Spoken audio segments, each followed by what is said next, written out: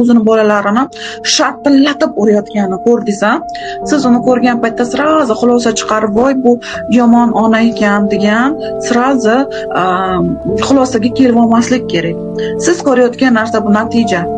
O'sha sharpillatib urayotgan ayol aslida o'sha bolaligida umuman otasidan yoki onasidan yoki turmush o'rtog'idan shunaqa kaltaklovchi energiyalarni olayotgan bo'lishi mumkin va uning ichida kaltaklovchi energiyalar bolalikdan kirib kelgan bo'lishi mumkin. Bu hammamizning ichimizda bor. Inson o'zidan o'zi kaltaklovchi xarakteristikalarga ega bo'lib qolmaydi. Albatta unga yetarlicha sabab bo'ladi. Yoki shunaqa bir vaziyatlar bor. Qarzdorlik vaziyati. Inson o'zidan o'zi qarzdorlik ongiga kirib qolmaydi. Biz o insonni ko'rganimizda biz siraz aytishimiz kerakki, bu xarakteristikaga, bu vaziyatni yaratish uchun yetarlicha sabablari bo'lgan.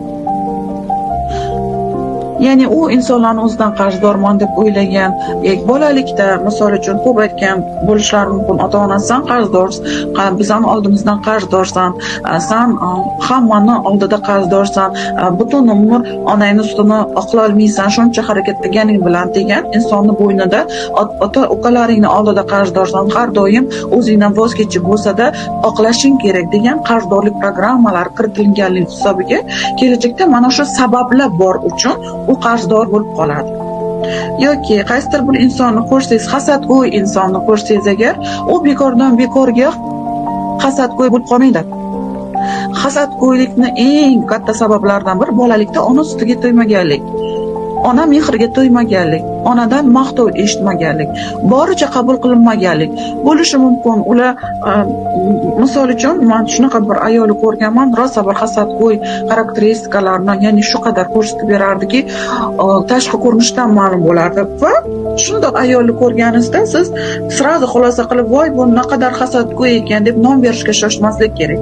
Sirazi ko'rganda biz tushunishimiz kerakki, u bekordan bekorga bu holatga tushib qolmagan. Unda yetarlicha sabablar bor. Yetarlicha og'riqlari bor, yetarlicha yashab o'tgan tajribalari bor.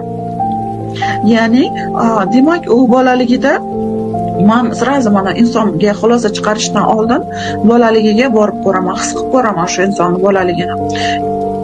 Yoki bolaligini his qilmasam, sirazi tushunaveringki, sabab bor. U bekordan bekorga bunaqa bo'lib qolmadi.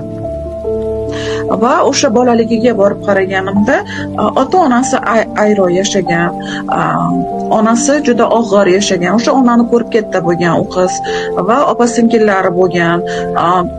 Agar opa-singillari bo'lsa, onasi ko'proq bu qizini erkalatib, bu qizini erkalatmagandir. Demak, shunga doir qanaqadir bir ssenariylar bor.